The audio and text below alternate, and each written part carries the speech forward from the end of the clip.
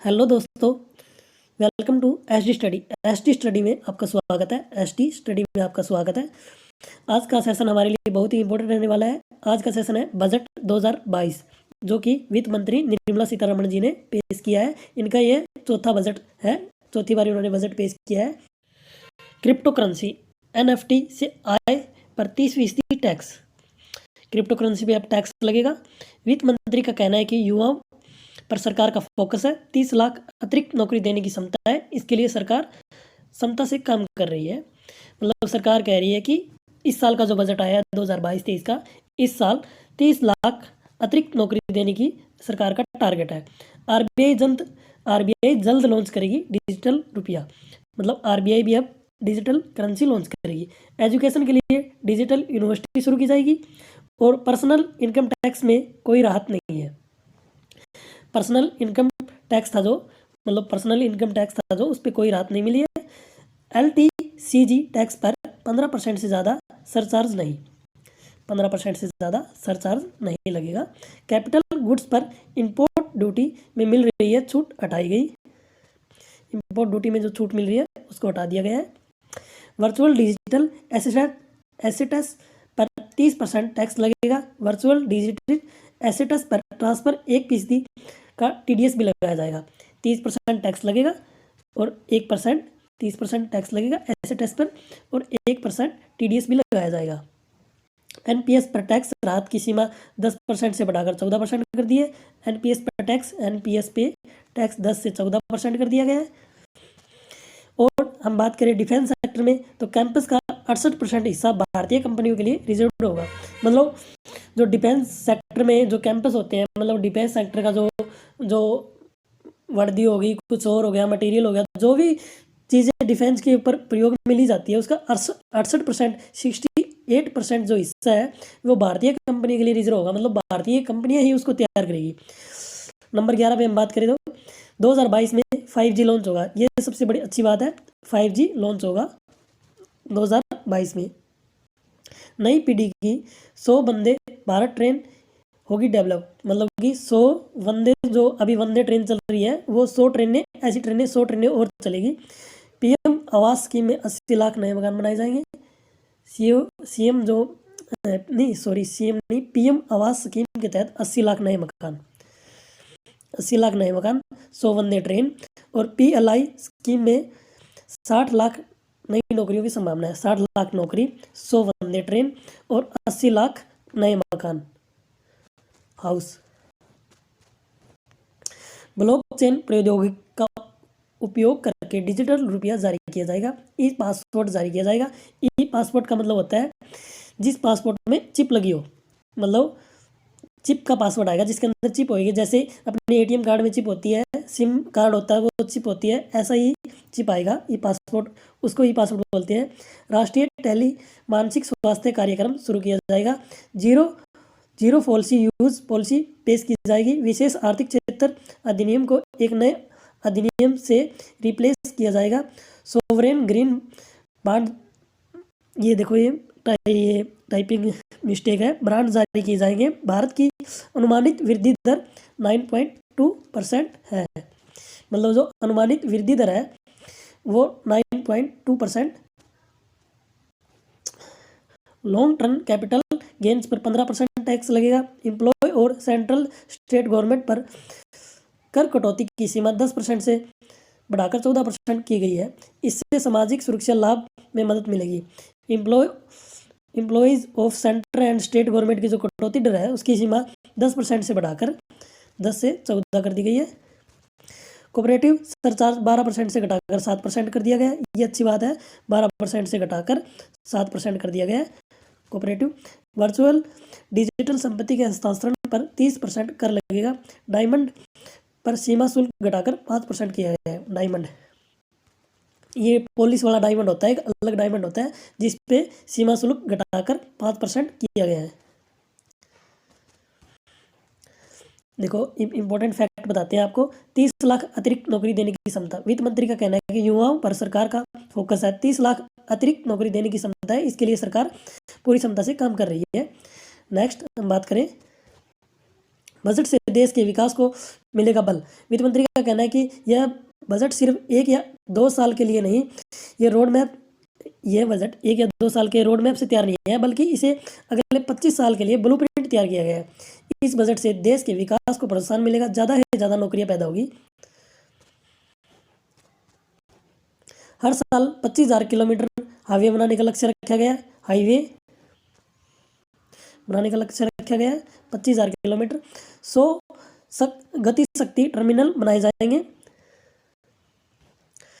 वित्त मंत्री ने बताए विकास के 4 पिलर। देखो 4 पिलर सुनो, वित्त मंत्री ने बताया, ये इंपॉर्टेंट, इसमें से क्वेश्चन निकल के आ सकता है। आपका जो सीईटी हरियाणा का एग्जाम होगा या एसएससी सीजीएल का एग्जाम होगा, इसमें से क्वेश्चन निकल सकता है कि बताइए कि वित्त मंत्री ने 4 पिलर कौन से बताए हैं।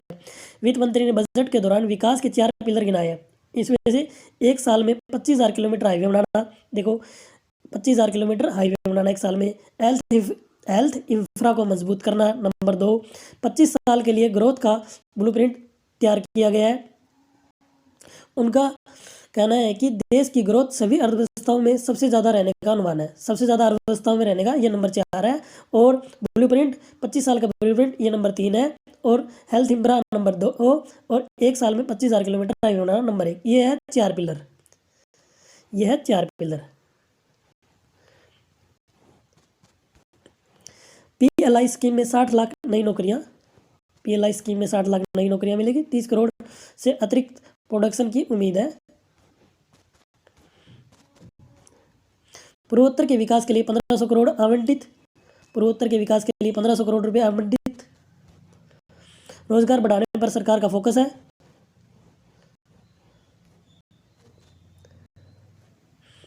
नई पीढ़ी की 100 वंदे भारत ट्रेनें होगी डेवलप। 3 साल में बन जाएगी, तैयार हो जाएगी। एक स्थानीय कारोबार को बढ़ावा देगी। पीपी मॉडल में से रेलवे का विस्तार किया जाएगा। ट्रिपल पी से रेलवे का विस्तार किया जाएगा। 5G के लिए 2022 में स्पेक्ट्रम ऑक्शन किया गया है। रक्षा क्षेत्र में कैंपस का 68% हिस्सा भारतीय कंपनियों के लिए सुरक्षित होगा। 2022-23 में डिजिटल रुपये की शुरुआत होगी, पहले बता चुके हैं। 2021-22 में राजकोषीय घाटा जीडीपी के 6.9 के बराबर। 2021-22 में राजकोषीय घाटा 6.9% के बराबर। और 22-23 में जीडीपी घाटा, राजकोषीय घाटा जीडीपी के 6.4। देखो फिर से बताता हूँ आपको। 2021-22 में राजकोषीय घाटा जीडीपी के 6.9 के बराबर रहेगा। और 22-23 में राजकोषीय घाटा जीडीपी के 6.4% के बराबर रहेगा। एनपीसी पर टैक्स राहत की सीमा 10% से बढ़ाकर 14% कर दी गई है। एनपीएस पे 10% से बढ़ाकर 14। वर्चुअल डिजिटल एसेट्स पर 30% टैक्स लगेगा। बजट 2022 एजुकेशन सेक्टर से जुड़ी घोषणाएं। एजुकेशन सेक्टर से जुड़ी घोषणाएं ये अभी 12 में, पहले टीवी प्रोग्राम 12 चल रहे थे, अभी इनको बढ़ाकर 200 किए जाएंगे। भाई हर राज्य, जितने भी राज्य हैं उस राज्य की उनकी अलग अलग जो लैंग्वेज है, क्षेत्रीय भाषा है जो राज्यों की, उन भाषाओं में टीवी प्रोग्राम चलाए जाएंगे, जिसमें पहली क्लास से लेकर 12वीं क्लास तक क्षेत्रीय भाषाओं में पूरी शिक्षा देने में मदद करेंगे। और इसमें फार्मिंग, ऑर्गेनिक खेती करने के बारे में, खेती की ज़रूरतों को पूरा करने के बारे में सब कुछ सिखाया जाएगा, सब कुछ बताया जाएगा। डिफेंस सेक्टर के लिए बड़ा प्लान बता चुके हैं। कैपिटल गुड्स पर इंपोर्ट ड्यूटी में मिल रही छूट हटाई गई है। एलटीसीजी टैक्स पर 15% से ज़्यादा सरचार्ज नहीं। पर्सनल इनकम टैक्स में कोई राहत नहीं मिली। शिक्षा के लिए डिजिटल यूनिवर्सिटी शुरू की जाएगी। शिक्षा के लिए डिजिटल यूनिवर्सिटी, ये आने वाले एग्जाम के लिए अच्छा क्वेश्चन है। डिजिटल यूनिवर्सिटी शुरू की जाएगी। आरबीआई जल्द लॉन्च करेगा डिजिटल रुपया। ये देखो, ये करंट अफेयर का बहुत ही इंपॉर्टेंट क्वेश्चन है। आरबीआई जल्द लॉन्च करेगा डिजिटल करेंसी। क्रिप्टो करेंसी और एनएफटी से आय पर 30% टैक्स, ये इंपॉर्टेंट क्वेश्चन है। ये इंपॉर्टेंट करंट अफेयर है, पूछ सकते हैं आने वाले एग्जाम में भी। किसने 30% टैक्स लगाया है हाल ही में क्रिप्टो करेंसी पे। हमने बजट 2022 का थ्योरी का पार्ट पूरा कर लिया है। चलिए हम क्वेश्चन आंसर सेट लगाते हैं। चलिए शुरुआत करते हैं। आम बजट 2022 किसने पेश किया? निर्मला सीतारमण ने। ये तो सभी को पता है, वित्त मंत्री निर्मला सीतारमण ने बजट पेश किया। भारतीय कंपनी द्वारा भरे जाने वाले डिविडेंड डिस्ट्रीब्यूटर टैक्स को 15% से घटाकर कितना कर दिया गया है? इसका राइट आंसर रहेगा नील कर दिया गया है, ऑप्शन ए। बजट 2022 में किस वर्ष तक किसानों की आय को दोगुना करने का लक्ष्य रखा गया है? ये लक्ष्य रखा गया है ऑप्शन सी 2022 तक किसानों की आय को दोगुना करने का लक्ष्य रखा गया है। निर्मला सीतारमण द्वारा देश में शिक्षा को बढ़ावा देने के लिए निम्न में से किसकी स्थापना की घोषणा की गई है? इसका राइट आंसर रहेगा option A study in India कार्यक्रम। आम बजट 2022 में नई शिक्षा नीति के अनुसार मार्च 2022 तक कितने उच्च शिक्षण संस्थान मार्च 2022 तक शुरू किए जाएंगे? देखो, नई शिक्षा नीति के 2022 तक, मार्च 2022 तक कितने शिक्षण संस्थान मार्च तक शुरू किए जाएंगे? इसका राइट आंसर रहेगा ऑप्शन डी 150। बजट की घोषणा अनुसार भारत की अर्थव्यवस्था दुनिया की कौन सी सबसे बड़ी अर्थव्यवस्था है? भारत की अर्थव्यवस्था बताना है। ये है ऑप्शन सी फिफ्थ अर्थव्यवस्था है। बजट 2022 ट्रिपल पी मॉडल, हमने बताया था थ्योरी में, आपने अगर ध्यान से सुना हो तो, ट्रिपल पी मॉडल पर कितने स्मार्ट सिटी विकसित किए जाने की घोषणा की गई है? यह है ऑप्शन ए 5। टीवी के खिलाफ अभियान के लिए किस मिशन की शुरुआत करने की घोषणा की गई है? ऑप्शन बी इसका राइट ऑप्शन रहेगा, ऑप्शन बी इसका राइट ऑप्शन रहेगा टीवी हारेगा देश जीतेगा। टीवी हारेगा देश जीतेगा। हर घर तक पाइप से पानी पहुंचाने के लिए बजट आवंटित किया गया है। इसका राइट आंसर रहेगा ऑप्शन सी 3.6 लाख करोड़ रुपए दिए गए हैं हर घर पाइप से जल पहुंचाना। 10 लाख से आबादी जिस क्षेत्र की ज़्यादा है वहां पर यह योजना इसी साल शुरू कर दी जाएगी। बजट 2022 में हेल्थ सेक्टर के लिए कितना बजट आवंटित किया गया है? हेल्थ सेक्टर के लिए किया गया है 69,000 करोड़। ऑप्शन ए इसका राइट आंसर रहेगा। युवाओं को तटवर्ती इलाकों में रोजगार देने के लिए कितने सागर मित्र केंद्र बनाए गए हैं? इसका राइट आंसर रहेगा, इसका राइट ऑप्शन है 3077। देखो कौन सा ऑप्शन है, ऑप्शन बी इसका राइट आंसर रहेगा। बजट 2022 के अनुसार देश में मिल्क प्रोसेसिंग क्षमता को कितना करने का लक्ष्य रखा गया है? इसका लक्ष्य रखा गया है 108 million ton. Option C right answer. Budget 2022 के अनुसार स्किल डेवलपमेंट के लिए प्रावधान किया गया है 3000 रुपये। Option B right.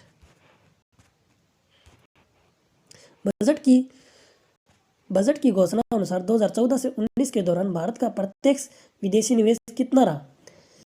भारत का प्रत्यक्ष विदेशी निवेश रहा था 284 बिलियन अमेरिकी डॉलर। 284 बिलियन अमेरिकी डॉलर। देखो कौन सा है, option B correct answer. Budget 2022 की घोषणा में दूध, मांस तथा मछली सहित खराब होने वाली सभी वस्तुओं के लिए स्पेशल क्या किया गया था? मतलब कि दूध हो गया, मांस हो गया तथा मछली हो गया सहित खराब होने वाली वस्तु के लिए स्पेशल क्या किया गया है? मतलब कि इसके लिए किया गया है किसान रेल की शुरुआत, ट्रेन चलाई गई है इसके लिए स्पेशल। मतलब एक जगह जहाँ जिस जगह पर मछली होती है, जिस जगह पर दूध होता है, जिस जगह पर मांस होता है सबसे ज़्यादा, वो एक जगह स्टोरेज, देखो अभी लॉकडाउन में समस्या हो गई थी कि स्टोर नहीं कर पा रहे थे तो खराब हो गया था। इसके लिए सरकार ने क्या किया है कि स्पेशल ट्रेन चलाई है ताकि जिस जगह पर इस चीज़ की कमी है वहाँ पर आसानी से पहुँचाया जा सके। बजट में कृषि सिंचाई के लिए कुल कितना बजट आवंटित किया गया है? Option C 1.2 lakh crore.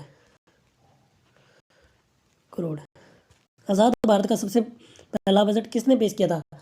R K. Shanmugam सेठी ने। किया था। आज़ाद भारत का पहला बजट पेश किया था इन्होंने। ये इनका नाम है आर.के. षणमुगम सेठी। इसके बाद है, इनमें से किस प्रधानमंत्री ने कभी भी आम बजट पेश नहीं किया? पी.वी. नरसिम्हा राव इन्होंने कभी भी आम बजट पेश नहीं किया। किस प्रधानमंत्री ने आम बजट पेश नहीं किया? किस वित्त मंत्री ने सरकारी संपत्ति के विनिवेश की बात पहली बार बजट भाषण में कही थी? सरकारी संपत्ति पर विनिवेश की बात पहली बार किसने कही थी? यशवंत सिन्हा ने कही थी। किस वित्त मंत्री ने IMF से ट्रस्ट फंड लोन लेने की बात किसने कही थी? IMF से ट्रस्ट फंड लोन लेने की बात अपने बजट भाषण में पहली बार किसने कही थी? आर वेंकट रमन ने कही थी। आर वेंकट रमन ने कही थी। 1951 से लेकर अभी तक कुल कितनी बार बजट पेश हो चुका है? 1951 से लेकर मई 2022 तक, मई नहीं, ये फरवरी में हुआ है, अभी हुआ है, 2022 तक कुल 51 बार बजट पेश हो चुका है। CD देशमुख फर्स्ट है। CD देशमुख 1951 से 1957, मोरारजी देसाई 1959 से 1964, 1967 से 1970। उसके बाद नाम आता है YB चौहान 1971 से 1975, VP सिंह